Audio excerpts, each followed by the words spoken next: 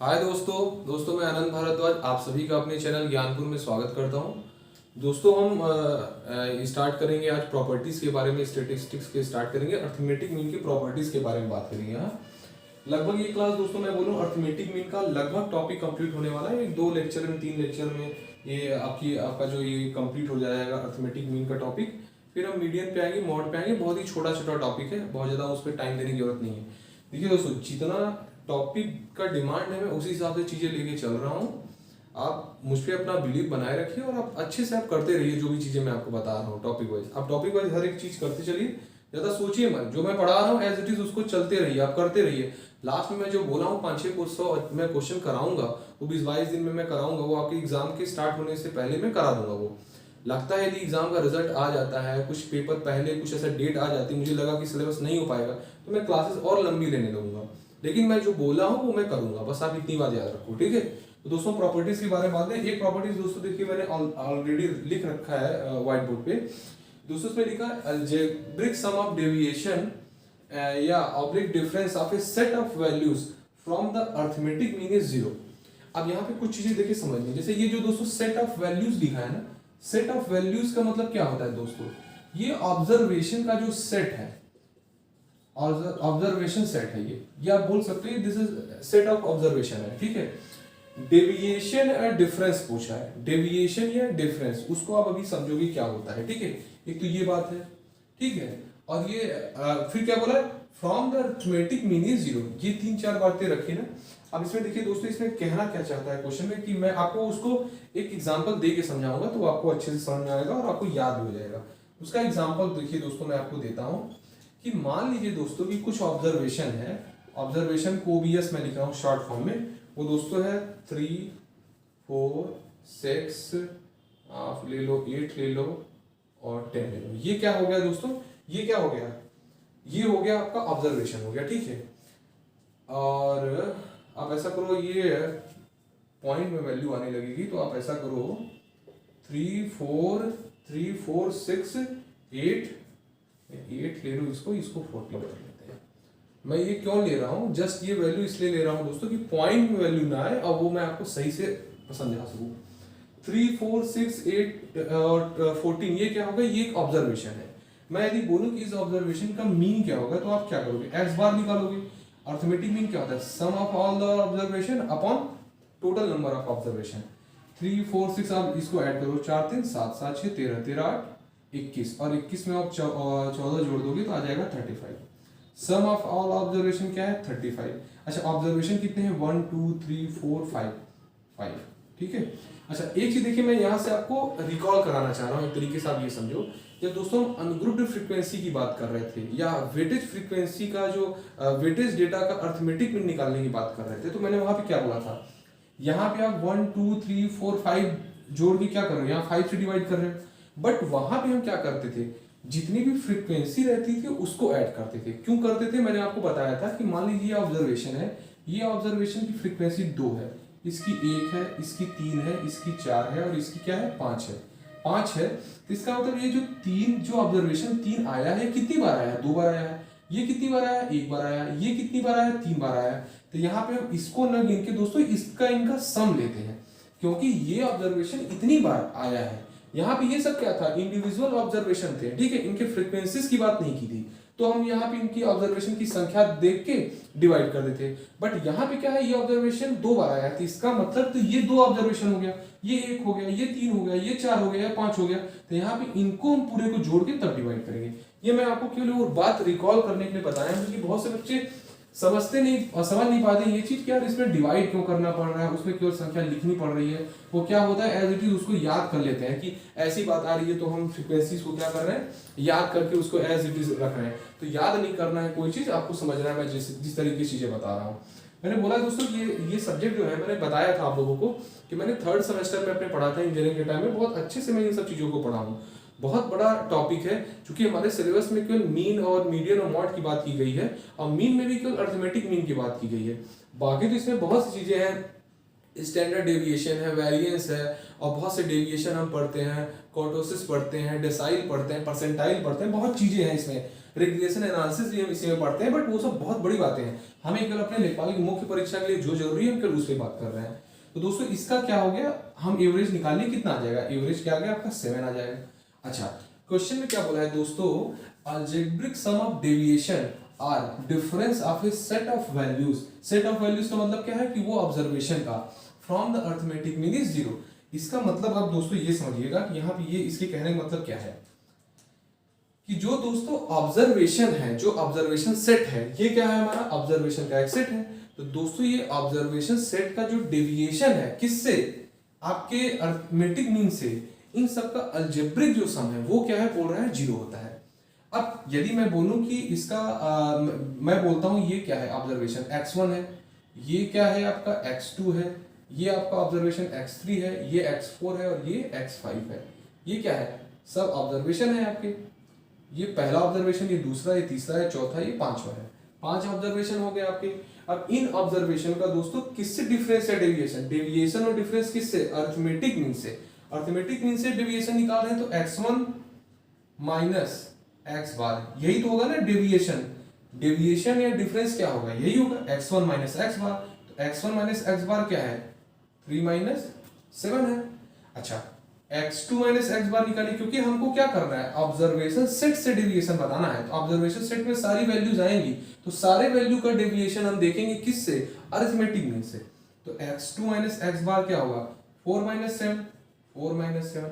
अच्छा, फिर आएगा क्या आपका x3 माइनस x बार है, तो ये क्या होगा 6 माइनस 7, 6 माइनस 7। वैसे ही आएगा x4 माइनस x बार, ये आपका क्या होगा 8 minus 7, 8 minus 7। x5 minus x बार, x5 माइनस x बार, ये क्या हो जाएगा 14 माइनस 7, ये आएगा ना। अच्छा, इसकी वैल्यू क्या आएगी -4, इसकी वैल्यू क्या आएगी -3, इसकी वैल्यू क्या आ गई -1, इसकी वैल्यू क्या आ गई 1, इसकी वैल्यू क्या आ गई 7।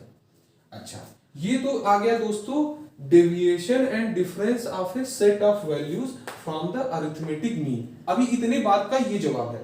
ये दोस्तों क्या आया है, डेविएशन आया है या डिफरेंस आया है ऑब्जर्वेशन का अरिथमेटिक वैल्यू से, ये है। अच्छा, इनका बोल रहा है अलजेब्रिक सम जो है वो 0 है। अलजेब्रिक सम मतलब होता है दोस्तों कि इनको क्या करिए आप, जो जिस फॉर्म में है एज इट इज, इसको क्या करिए आप अलजेब्रिक सम इनको जोड़ दीजिए। आप जोड़ोगे तो देखोगे -4 है, -3, -7 होगा और ये +7 है, तो ये आपका कट गया कि नहीं। अच्छा, -1 और +1 कट गया तो ये क्या आ गया 0 आ गया कि नहीं। आप देख रहे हो ये क्या बोला है, algebraic sum of a deviation and difference of a set of values from the arithmetic mean is 0। आप समझ गए ना। अब दोस्तों देखिए, आप कोई भी सेट हो डेटा में, डेटा का कोई भी सेट हो, उनका जो डेविएशन होगा, डिफरेंस होगा अरिथमेटिक वैल्यू से, उनका सम हमेशा 0 होगा। तो यहाँ पे हम ये लिख सकते हैं कि नहीं, यहाँ पे यदि मैं ये लिखूं i की वैल्यू 1 से m की तरफ वेरी कर रही है, तो दोस्तों xi माइनस x बार जो होगा, ठीक है, ये हमेशा होता है 0 ऑलवेज।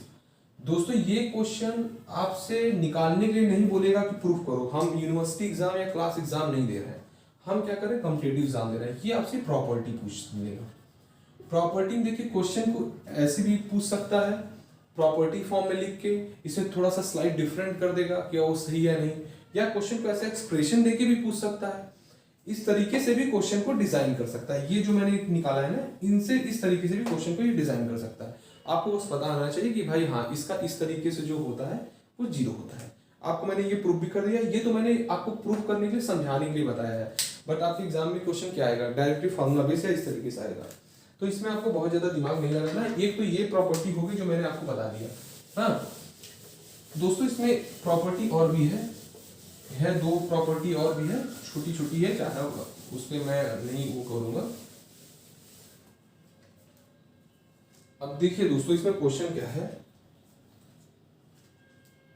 क्वेश्चन, अब मैं प्रॉपर्टी पूरा लिख नहीं रहा हूं, तो उसमें टाइम बहुत ज्यादा लगेगा, इसलिए मैं पहले से दोस्तों प्रॉपर्टी लिख के आया था कि आपको मतलब बहुत ज्यादा उसमें मुझे टाइम देना ना पड़े और हमारा टॉपिक कंप्लीट हो जाए। अच्छा दोस्तों, ये तो मैंने लिख लिया पहली प्रॉपर्टी। और दूसरी प्रॉपर्टी जो है दोस्तों, एक तरीके से आप समझो इसको कि उसमें 4 एक्चुअली प्रॉपर्टी है। वो जो दूसरी प्रॉपर्टी, उसको 4 प्रॉपर्टीज है। अब मैं अलग अलग 4 प्रॉपर्टी लिखूं या एक बार में मैं एक प्रॉपर्टी लिखूं, बात वही हो गई। तो अब ये समझो दोस्तों कि चौथी प्रॉपर्टी हमारी क्या है कि कोई भी ऑब्जर्वेशन है, ठीक है, कोई भी यदि मैं ऑब्जर्वेशन की बात करूं, कोई भी ऑब्जर्वेशन है मान लीजिए डेटा का, हाँ, और उसमें यदि मैं बात करता हूं दोस्तों कि उनकी कुछ ऑब्जर्वेशन की कुछ वैल्यू भी होंगी भाई, यदि ऑब्जर्वेशन है तो अब उस ऑब्जर्वेशन की वैल्यू में दोस्तों यदि हम कुछ भी ऐड करें, कोई भी ऑब्जर्वेशन है वो उसमें कुछ भी ऐड करें, कुछ भी हम उसमें से माइनस करें, कुछ भी मल्टीप्लाई करें, कुछ भी हम डिवाइड करें, तो उसका जो दोस्तों एवरेज होता है ना, वही करस्पॉन्डिंग चेंज उसके एवरेज में रिफ्लेक्ट होता है। कहने का मतलब है यदि set of observation is increased और डिक्रीज्ड और मल्टीप्लाइड और divide by a constant term, then corresponding आप बोल सकते हो कि corresponding average will be multiplied, increase, divide और subtract by those constant value. समझ गए हो गया? अब जैसे मैं बोलूं कि आपको 2 है, 3 है, 4 है, 5 है और 6 है, इनका यदि मैं एवरेज की बात करूं तो क्या आएगा? 2 3 5 5 4 9 9 5 14 14 6 20, इनका सम क्या है? 20 है। अब इनका मैं अर्थमेटिक मीन यदि निकालूं दोस्तों, अर्थमेटिक मीन तो क्या होगा? ये 20 बटे क्या आएगा? 20 बटे 5 आएगा, क्योंकि 5 ऑब्जर्वेशन है तो क्या आ गया? ये 4। ये क्या आ गया? इसका अर्थमेटिक मीन आ गया ना, अर्थमेटिक मीन आ गया। अब देखिए मैं जो आपको प्रॉपर्टी समझाना चाह रहा हूँ आप उसको समझिएगा दोस्तों। यदि मैं बोलूँ कि इस प्रॉपर्टी में अर्थमेटिक मीन के इसमें मैं सारे वैल्यूज में 2 2 2 ऐड कर देता हूँ। क्या क्या ऐड कर देता हूँ? तो अब जो ऑब्जर्वेशन होगा +2 ऐड कर रहा हूँ, तो अब जो ऑब्जर्वेशन आएगा तो क्या आएगा? ये 4 हो जाएगा, ये 5 हो जाएगा, ये 2 ऐड करूंगा 6 हो जाएगा, ये कितना हो जाएगा? 7 हो जाएगा, ये कितना हो जाएगा दोस्तों? ये 6 7 6 2 8 हो जाएगा। ये क्या हो गया दोस्तों? 8 हो गया। अब इसको जोड़ दीजिए, 5 4 9 9 6 9 6 15 हो गया, 15 7 आपका कितना हो गया? देखिए आपका ये क्या हो गया था? 4 हो गया, 5 4 9 9 6 9 6 15 15 7 आपका 22 हो गया, 22 8 आपका क्या हो गया? ये 30 हो गया। हर वैल्यू में हमने क्या किया? 2 जोड़ दिया, 2 से 2 4 हो गया, 3 2 5 हो गया, 4 2 6 हो गया, 5 2 7 हो गया, 6 2 8 हो गया। अब इनका सम हम निकालें तो कितना आ गया? 30 आ गया। अच्छा ऑब्जर्वेशन कितने हैं? 1 2 3 4 5। अब इनका हम यदि अर्थमेटिक मीन निकालें 30 बटे 5 आएगा, 5 6 का 30, 30 आएगा नहीं? अच्छा ये जो अर्थमेटिक मीन है इससे 2 बड़ा है, ज्यादा है कि नहीं? आप मेरी बात समझ में आएगी नहीं दोस्तों? यदि हम ऑब्जर्वेशन में +2 ऐड कर रहे हैं तो उसका जो करस्पॉन्डिंग जो वो था अर्थमेटिक मीन था उसमें भी 2 बढ़ जाएगा। इसी तरीके से दोस्तों यदि हम ऑब्जर्वेशन में हम कुछ भी, आप समझो कि यदि ऑब्जर्वेशन में से 2 माइनस कर रहे हैं तो उसका जो अर्थमेटिक मीन है, करस्पॉन्डिंग अर्थमेटिक मीन है, उसमें भी 2 घट जाएगा। मतलब यदि मैं इसमें से यदि 2 2 माइनस कर देता तो यदि 2 2 माइनस करता तो क्या आता? -2 यदि करता इन दोनों इन सब में से तो दोस्तों ये ऑब्जर्वेशन क्या आ जाता? ये यहाँ से यदि मैं सब में माइनस करता तो क्या होता? ये 20 की जगह 2 यहाँ से माइनस होता, 2 यहाँ से 2 यहाँ से 2 यहाँ से 2 यहाँ से माइनस हो जाता। तो इनका ये जो सम 20 है ये क्या हो जाता? सम क्या हो जाता? 10 हो जाता। और ऑब्जर्वेशन कितने थे? 5 थे, तो 5 दूना 10 आ जाता, 2 आ जाता। ये इस 4 से देखिए -2 है कि नहीं? -2 है नहीं? बस यही देखिए मैं आपको समझाना चाह रहा हूँ कि यदि सेट ऑफ ऑब्जर्वेशन बोला जाए कि if A set of observation increase, decrease are multiplied or divided by a constant value, then corresponding arithmetic mean is increased, decreased, multiplied and divided by is the same constant value। ठीक है, तो ये बात आप जान गए। अच्छा मैं इस पे दोस्तों आपको मल्टीप्लिकेशन भी बता देता हूँ। अच्छा इसी एग्जांपल में मैं आपको बता देता हूँ, क्योंकि हमारा सेट जो ऑब्जर्वेशन है ना इसका वो थोड़ा सा इजी ऑब्जर्वेशन है। मैं मतलब इसका कैलकुलेशन ज़्यादा नहीं करना पड़ेगा, तो इसमें हम थोड़ा सा बात कर लेते हैं। अच्छा दोस्तों देखिए यदि मैं बोलूँ कि यहाँ पे मैं सारे डेटा में 2 से मल्टीप्लाई कर दे रहा हूँ तो ये क्या आएगा? 4 आएगा, ये 6 आएगा, ये 8 आएगा, ये 10 हो गया, ये 12 हो गया। अब इन दोनों का सम क्या है? 4 6 10 10 8 18 10 28 12 जोड़ देंगे कितना आ जाएगा? 40 आ गया। इसका एवरेज क्या हो गया? मल्टीप्लाई बाई क्या किए हैं? हम 2 किए हैं। ठीक है, एक्स बार क्या हो गया? एक्स बार क्या हो गया? 40 बटे 5, 5 अट्ठे 40, 40 आ गया ना। अच्छा ये जो डेटा था इसका एवरेज कितना आता है? एक्स बार बराबर 20 बटे 5, 4 आया था। अच्छा आप देख रहे हो ये जो एवरेज है अर्थमेटिक मीन है, ये अर्थमेटिक मीन है, ये 2 गुना है कि नहीं? इसलिए कहते हैं दोस्तों यदि ऑब्जर्वेशन का डेटा डेटा, यदि दो सारे डेटा की बात हो रही, सारे डेटा 2 से मल्टीप्लाई हो रहे हैं, तो जो उसका मीन पहले था वो भी क्या हो जाएगा, 2 से मल्टीप्लाई होके 8 बढ़ जाएगा। तो पहले मीन 4 था, तो अब क्या हो गया, 2 से गुणा करने के बाद सारे डेटा में अब अर्थमेटिक मीन 8 आ गया। इस क्वेश्चन में आप इस तरीके से ये भी कर सकते थे, आप क्या कर दो, इसमें सम में आप करो दोस्तों 2 से भाग दे दो, तो ये जो डेटा 1 है 2 है, ये क्या हो जाएगा 1, 3 है तो क्या हो जाएगा 1.5, 4 है तो क्या हो जाएगा 2, 5 है तो क्या हो जाएगा 2.5, 6 है तो क्या हो जाएगा 3 हो जाएगा। अच्छा, इनको आप सम कर लो तो क्या आएगा, 2 1 हो गया, 1 2 3 3 और 3 3 6 1 7 3 10, इसको कर लिए तो 10 आ गया, ठीक है। अच्छा, अब इसका अर्थमेटिक मीन हम निकालें तो एक्स बार क्या होगा दोस्तों, ये 10/5 आएगा, 5 दूना 10, 2 आ गया। अच्छा, ये आप देख रहे हो, ये जो अर्थमेटिक मीन आया है डिवाइड बाई 2 आया नहीं, यहाँ यदि मैंने जितने भी सेट थे उनको सेट को दोस्तों क्या किया, 2 से भाग दे दिया, तो अब जो करस्पॉन्डिंग अर्थमेटिक मीन आया, अब जो अर्थमेटिक मीन आया वो पहले के अर्थमेटिक मीन का डिवाइड बाई 2 हो गया है। जब गुणा किए थे तो बाद में जो अर्थमेटिक मीन आया पहले वाले अर्थमेटिक मीन का गुना 2 आ गया।